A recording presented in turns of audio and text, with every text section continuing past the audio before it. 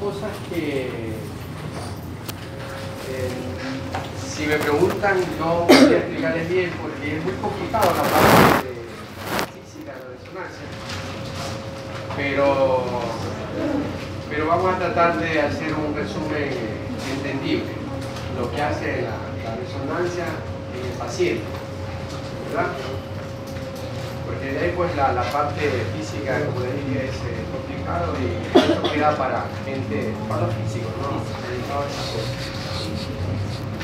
Bueno, pero sí debemos saber algunas cositas, consejos, sobre lo que es resonancia magnética. Este señor es el promotor, que hizo un avance enorme en la parte de la medicina. Y la era de la resonancia magnética más o menos comienza en los años 80. Pero ya Raymond Lamarguian, que era un norteamericano, ya hizo estudios en el 71, demostró algunas cosas que se podía obtener señales de algunos átomos, entre ellos el átomo de hidrógeno. Al hacer resonar los protones del átomo de hidrógeno, se dio cuenta que producía una señal. Esa señal era medible, cuantificable, ¿no? Bueno, y empieza su investigación. Es así como más o menos en el año 77 construyó su primera máquina después de 7 años de investigación, ¿no? Y ya fue al mercado se produjeron este tipo de soluciones que se llamaban KET 80, ¿no? Y fue un acontecimiento fabuloso con relación a la medicina, ¿no? Ahí está los primeros resonadores, como eran, bastante parecidos, al menos en el túnel eran muy parecidos a los actuales. Se sigue manteniendo ese diseño. El magneto, esto simplemente era un magneto, un imán como el que ustedes conocen, claro, con un poder de campo magnético alto, ¿no? No ha cambiado mucho entre los primeros resonadores con los actuales. Fíjate que tenía igual un túnel, un círculo, el magneto era en forma de círculo, alargado. Y aquí también el túnel también se mantiene el magneto alargado, ¿no? Todas estas son antenas o bobinas, ¿verdad? Claro que estos resonadores eran de campo bajo, ¿ya? Hoy por hoy existen magnetos de alto campo magnético, por ejemplo este de aquí es de 1.5 teslas. Generalmente los magnetos que se utilizan, yo creo que en la mayoría de las partes del mundo, en la mayoría de los países del mundo, son resonadores que tienen entre 1 a 1.5 teslas. No, la unidad de medición en la resonancia magnética es el Tesla. ¿No? También este señor Tesla fue un estudioso matemático, serbio me parece que fue, estudioso del campo magnético, ¿no? De la corriente eléctrica y todas esas cosas, ¿ya? Entonces, como les decía, ¿no? Casi, al menos aquí en Guayaquil, conozco que todos los resonadores son de 1.5 T. Y va bien, no amerita tener uno de mayor campo magnético, solo, no es que no existen, no existen, sé que existen hasta 5 o 6 teslas, pero ya esos resonadores son más como métodos de investigación, ¿no? Aplicados a investigación. Bueno, estas son las partes principales de una resonancia magnética para que funcione adecuadamente una resonancia, ¿verdad? Debe haber un imán, deben haber, claro, los átomos de hidrógeno que están en el paciente, ¿verdad? Debe haber ondas electromagnéticas de radiofrecuencia, esto también está en la máquina. Lógicamente van a ver las bobinas para poder captar la señal que producen los átomos de hidrógeno. Más o menos serían muy similares a las ondas de la ecografía, ¿no? que captan, son receptoras de la señal en este caso. Y lógicamente un ordenador y un registrador para el procesamiento de la reconstrucción de las imágenes. ¿Ya? Mira que aquí suena bastante sencillo, ¿no? Muy sencillo la cuestión. Ahora, ¿qué sucede con los protones de hidrógeno, los átomos de hidrógeno? Primero, ¿por qué se estudian a ellos? Podrían estudiar a cualquier otro átomo en el cuerpo, porque hay muchos átomos, ¿no es cierto? No solamente hidrógeno, hay agua, oxígeno, CO2, etc. Pero el hidrógeno es el átomo el elemento más abundante de los tejidos, primera cosa. Y segunda cosa, es el átomo más sencillo del cuerpo, porque todo solamente tiene un protón, ¿ya? Solo tiene un protón y un electrón. En este caso lo que se aplica, lo que se estudia es el protón, el movimiento del protón, ¿ya? Y este protón tiene dos tipos de movimientos, se podría decir, ¿no? Uno que es el spin, que es un movimiento que hace sobre su propio eje, ¿ya? Gira sobre su propio eje, más o menos como la Tierra, el planeta Tierra, gira sobre su propio eje. Eso se llama spin. Y ese spin produce una corriente eléctrica, y esa corriente eléctrica a su vez produce un campo magnético diminuto. Es más o menos como que tú tuvieras cientos de pequeños imanes en tu cuerpo. Entonces cada imán produce un campo magnético diminuto y se está moviendo haciendo un spin, tiene un spin. Ya, eso ocurre normalmente en nosotros, ¿no es cierto? Cuando el paciente entra al campo magnético, ocurre ya no el spin, sino que hace un movimiento que se llama movimiento de precesión. Precesión, aquí está, precesión. Que es más o menos como, ahí no tienes el dibujito, es como un trompo que al final del trompo como que se balancea, ¿ya? Y eso se llama precesión. Entonces, esta precesión va a ser directamente menos, o sea, mayor precesión, menor precesión según la potencia del campo magnético, ¿ya? Hasta ahí bien, ¿verdad? Hasta ahí bastante sencillo. Bueno, esto es lo que ya comentamos. Por eso se lo aplica, se lo utiliza en la resonancia magnética.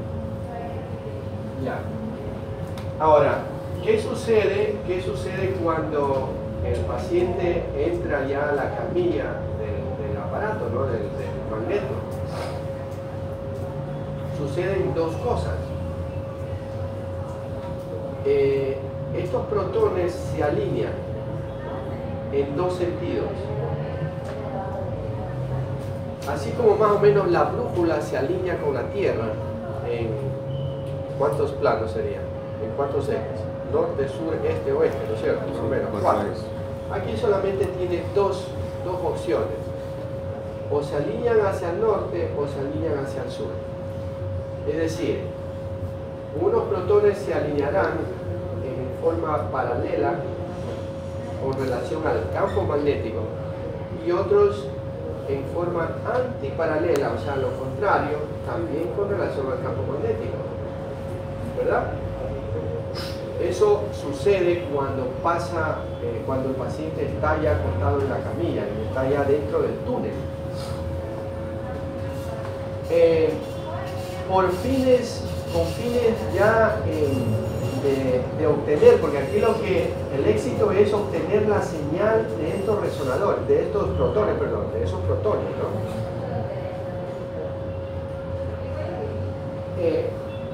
Por un mecanismo físico, ustedes saben que fuerzas opuestas se eliminan,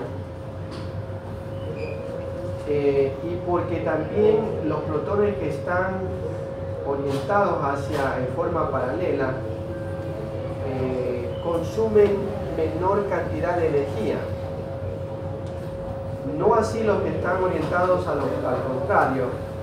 El medio de energía es mayor, el medio de energía de consumo es mayor. Si les pongo el ejemplo, es como los protones que están orientados hacia el norte, es como que estuvieran caminando con los pies, nosotros caminando normalmente. En cambio que estos están para abajo, sería como que están caminando con las manos, ¿no es cierto? Y es mucho más cansado caminar con las manos que caminar con los pies. Entonces, por eso se eliminan también estos protones orientados en forma paralela y se produce un solo vector, es decir, una sumatoria de todos estos protones hacia el eje Z que está acá arriba en la parte norte, ¿no? Y se produce así una magnetización longitudinal. Acuérdense que las coordenadas, esto es de escuela, colegio, ¿no? Que hay plano Z, plano Y y plano X, ¿cierto? Entonces, esta magnetización longitudinal estaría orientado en este plano, así, ¿ya? Entonces, resumiendo un poquito esto, lo que más o menos hemos hablado, el paso 1 sería los protones orientados y moviéndose en forma aleatoria en el cuerpo, en el paciente, fuera del campo magnético. ¿Ya? Igual poseen un spin, ¿no? Poseen estos protones un spin. Cuando se introduce el paciente al campo magnético, ya dijimos que se orientan estos protones, ¿no es cierto? En paralelo y en antiparalelo. Se eliminan fuerzas y se crea un vector solo orientado hacia el plano, hacia el norte, es decir, un eje, una magnetización longitudinal. ¿Ya? Longitudinal con relación al campo magnético. Pero ¿qué sucede aquí cuando ya el eje, este vector está orientado? Es decir, todos los protones se han sumado y están haciendo una sola fuerza hacia el norte, o también podemos llamar hacia el eje Z, muy paralelo al campo magnético. Entonces, aquí hay un problema, que la bobina no puede receptar dos señales a la vez, porque se están produciendo dos señales. O sea, hay dos fuerzas al mismo tiempo. El vector de los protones y otro del campo magnético del imán, ¿verdad? Son dos fuerzas paralelas. Entonces hay dificultad para poder medir esa señal del vector o del campo magnético. Entonces, ¿qué hace el pulso de radiofrecuencia o las ondas magnéticas de radiofrecuencia? Hace que este vector se desplace o se desvíe hacia otro eje. En este caso, hace una desviación transversal hacia el plano o eje Y, ¿verdad? El pulso, las ondas electromagnéticas de radiofrecuencia desvían este vector hacia el plano transversal.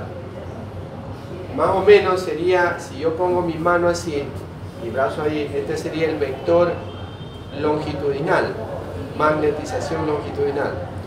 lo que hace el pulso de radiofrecuencia, y eso lo maneja el tecnólogo, se puede decir, porque ellos ponen los tiempos, mejor dicho, ya está programado los tiempos, T1, T2, FLER, de acuerdo a los tiempos. El pulso desvía esa magnetización hacia un plano transversal y se crea una nueva magnetización que se llama la magnetización transversal. ¿Ya? Y eso es constante, ¿no? Ese es el truco de la resonancia. Siempre va a estar así, moviéndose ese vector. Plano longitudinal, plano transversal. Ahora, si tú quieres desviar más ese vector, puedes hacerlo incluso a 180 grados en vez de 90. O no quieres 90, o no quieres 180, simplemente puedes hacerlo a 45 grados, de acuerdo a las secuencias. Por eso hay secuencias, que ya lo vamos a ver más adelante, unas que mandan 90 grados, otras que llegan hasta 180 grados, otras que primero manda 180 y seguido de otros pulsos de radiofrecuencia, ¿ya? Pero ¿en qué momento capta la señal las antenas? Es en el momento en que una vez que se perturba el pulso de radiofrecuencia, es decir, se apaga el pulso de radiofrecuencia, vuelve a su estado normal. Es decir, la magnetización que se produjo en plano transversal o dirigido hacia el eje Y, disminuye y aumenta otra vez la magnetización longitudinal. Eso se llama relajación transversal. O sea, cuando disminuye la magnetización transversal se llama relajación transversal. Y es en ese momento cuando el protón resuena, produce un eco y la bobina capta ese sonido. Perdón, ese resonar del protón, ¿ya? Más o menos es como los protones se comportan como más o menos como el diapasón, ¿cierto? El diapasón, si tú tienes un diapasón, por ejemplo, en A, letras musicales, está bien, ¿no? ¿Cuáles son las letras musicales? Do, re, mi, fa, sol, la. Ya, el do, ponle el do, un diapasón con una letra musical en do. Entonces, ese diapasón tiene que resonar con una frecuencia que también que sea en do, ¿no es cierto? Tú tienes un montón de diapasones en un lugar, en un cuarto cerrado, y tú entras con un diapasón que también que esté calibrado en do, y tú haces sonar. Todos los diapasones en do van a vibrar, no así los otros que sean que estén calibrados a otras frecuencias. Entonces lo mismo ocurre con el pulso de radiofrecuencia. El pulso de radiofrecuencia hace que haga perturbar, haga movimientos, hagan resonar a esos protones a las mismas frecuencias y en forma sincrónica. En el momento que apaga el pulso de radiofrecuencia, es como que todo vuelve a la normalidad, y el protón, para volver a su normalidad, es decir, hace esto nuevamente a su posición original, produce un resonar, ¿no?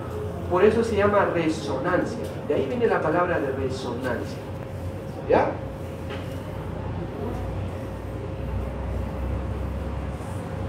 ¿Qué más?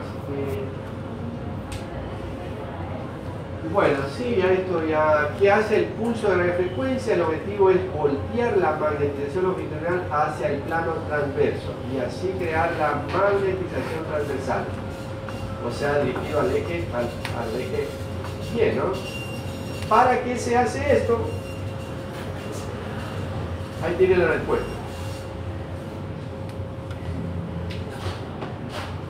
Induce señales eléctricas en la bobina.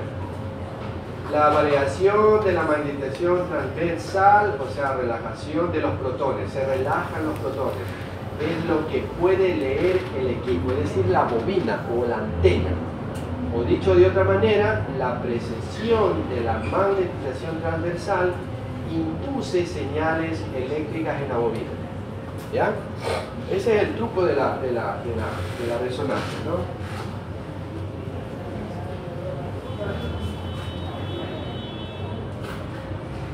Bueno, y lógicamente a través de un programa de matemático, digitálico, electrónico, etcétera, se reconstruye la imagen, ¿no?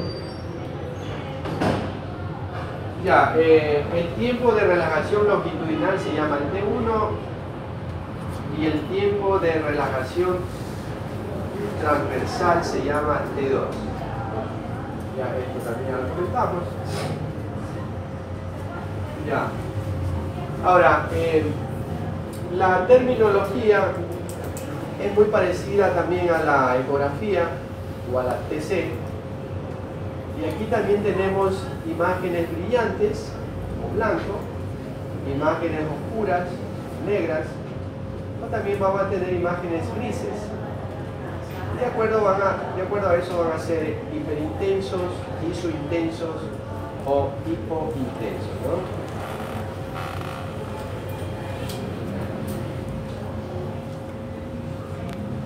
¿Cuáles son las secuencias que más se utilizan en resonancia magnética? Tanto en cerebro, en abdomen, en músculo esquelético, etc. No siempre vamos a repetir las mismas secuencias. Entonces, hay secuencias spin-echo, hay otro grupo que son las de inversión-recuperación, y hay otro grupo de secuencias que se llama ecogradiente. Ahora, lo correcto sería describir una imagen, por ejemplo, imagen potenciada en T1 muestra una lesión hipointensa en el lóbulo frontal, y la imagen potenciada en T2 muestra la misma lesión con una señal hiperintensa, ¿no es cierto? Etcétera. Pero no ocurre eso. Normalmente nosotros hablamos de secuencia T1, pero eso es incorrecto. No es los libros no lo ponen así. Entonces serían así: imágenes potenciadas en T1. Acá lo mismo, imagen potenciada en STIR, potenciada en FLAIR, ¿no? Pero por un asunto más didáctico suena mejor la descripción. Uno pone secuencia T1, tal lesión, secuencia T2 con tal lesión, ¿no? Lo que se hace de rutina, pero esto sería lo correcto. Pero en todo caso hay secuencias spin-echo por los pulsos de radiofrecuencia. Mira, por ejemplo, esta secuencia usa uno de 90 grados, que sería este, ¿no es cierto? Está así la magnetización longitudinal. 90 grados sería esto, seguido de otro de 80 grados hacia abajo. ¿Ya? Esta secuencia de acá usa primero un pulso lo manda a 180 grados. Y de ahí después manda otro de 90 grados, seguido de otro grado, ¿no? Los ecogradientes utilizan frecuencias de 45 grados aproximadamente, menos de 90 grados. Son secuencias más rápidas. Por ejemplo, aquí está, me faltó ponerle la difusión. Está la SWAN, hay una secuencia. Ahora, todo es, por ejemplo, de acuerdo a los fabricantes, las casas comerciales también cambian los nombres, ¿no? Por ejemplo, esto sí es generalizado para todas las máquinas, T1, T2, DP, densidad protónica. Por ejemplo, el STIR, son siglas en inglés, ¿no? Léanlo. En General Electric el STIR está como fiesta. El FLAIR, por ejemplo, en el Siemens, las máquinas Siemens lo tienen como TIR, T-I-R-M, TIR. ¿Ya? Sí. Por ejemplo, la General Electric y el Philips tienen como FLAIR. Entonces cambia, ¿no? Este ecogradiente, pero la base del grupo, eso no cambia. O sea, estas tienen que ser inversión-recuperación, las dos. Eso sí está claro. Estas ecogradientes deben usar todas, cualquier nombre que le pongas, deben usar todas angulaciones o pulsos de radiofrecuencia menos de 90 grados. En eso sí deben estar claros todas las secuencias, ¿no? Pero por ahí ustedes pueden ver un tire, como les decía en Siemens, y es el mismo flare, ¿no? Esto es como para que tengan también un concepto, los imanes, cómo también ha ido evolucionando esta cuestión de los imanes. Al principio eran imanes permanentes, es decir, un imán grande, muy potente, muy pesado, que claro, estos imanes no tenían un campo magnético uniforme, eran poco intensos, ¿no? De bajo teslaje. Después aparecen estos resistivos que ya utilizaban corriente eléctrica, pero seguían siendo muy pesados y tenían un sistema de enfriamiento por medio de agua circulante, porque el magneto calienta, se calienta fácilmente, ¿no? Tiene que estar permanentemente enfriándose. Luego aparecen estos imanes que son los actuales, superconductivos, y que tienen un campo magnético mucho más estable, uniforme, no son tan pesados. El inconveniente de estos imanes son que utilizan helio para su enfriamiento, y el helio es caro, es muy caro, ¿ya? Y hay que estarlo cambiando, pero es como más o menos el aceite, ¿no? Disminuye, se consume el helio y eso hay que ponerlo a un nivel que ahí tiene marcada la máquina, ¿no? Eso va marcado. Ya, la máquina esta, por ejemplo, permite un porcentaje mínimo del 70%, me parece. Y ahí te dice, entonces si ya tienes el límite del 70%, tú tienes que ya llenar el tanque al 100%. ¿Ya? Entonces, y eso tiene un costo.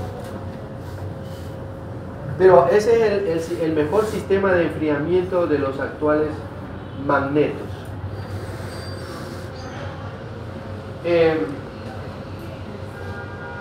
¿Cómo debe ser una sala de resonancia magnética? Los compañeros que pudieron hoy día entrar a la resonancia magnética se dieron cuenta que el operador está acá en un lado, es como estaba así más o menos, ¿cierto? ¿No? Así, y allá está el resonador, ¿no? Y tiene un vidrio, y ese vidrio también tiene una malla de cobre. Es decir, todas las paredes, techo, paredes, puertas, tienen una lámina de cobre. Incluso el vidrio que les comento, ¿no? Tiene también como una malla ahí de cobre.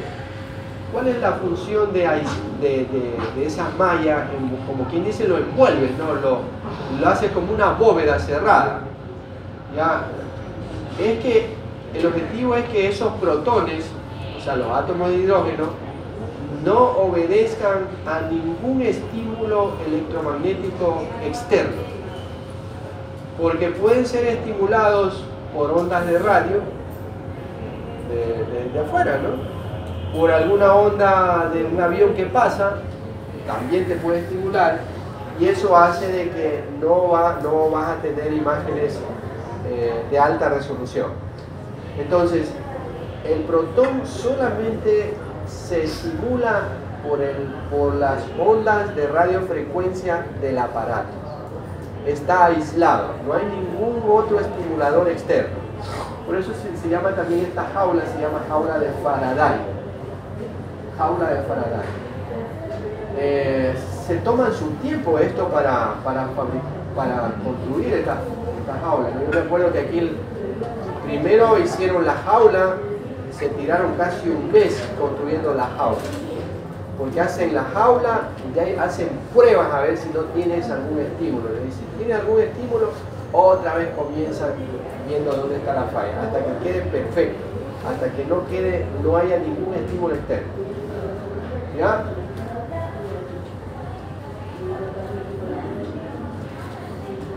Bueno, esto no. Ya. También como conocimiento general deben saber que hay campos magnéticos cerrados, como es este, como un túnel. La gente lo llama túnel, ¿no? Dice, me metieron en un túnel. ¿Qué le hicieron? ¿Qué examen le hicieron? No, doctor, dice, me metieron en un túnel. ¿Ya? Entonces son magnetos de campo cerrado. Hay otros que son de campo abierto, como este, por ejemplo, de campo abierto. Y hay otros que son mucho más cómodos, ¿no? También pequeños, de bajo campo, que tienen una silla y tiene aquí el magneto. Pero estos, por ejemplo, te sirven para hacer cosas, exámenes pequeños, ¿no? Por ejemplo, la muñeca, donde puedes poner la muñeca, el tobillo, de pronto el codo, pero son muy cómodos, ¿no? El paciente está cerrado aquí y puesto, por ejemplo, la muñeca aquí. O sea, hay pacientes que tienen claustrofobia, no pueden estar metidos en el túnel. Entonces, cuando hay la opción de estos equipos, bueno, te hacen un examen de esto. ¿Cuál es la desventaja de estos equipos? Solo hacen exámenes, estudios, se podría decir pequeños, ¿no? De articulaciones pequeñas, muñecas, codo. ¿Ya?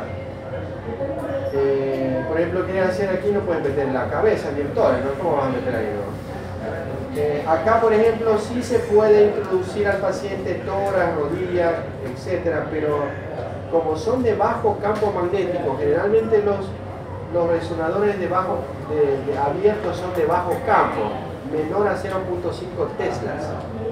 ¿Ya?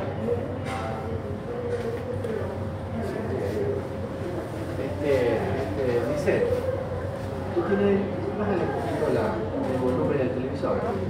No lo puedes bajar. Un toquecito. Ya.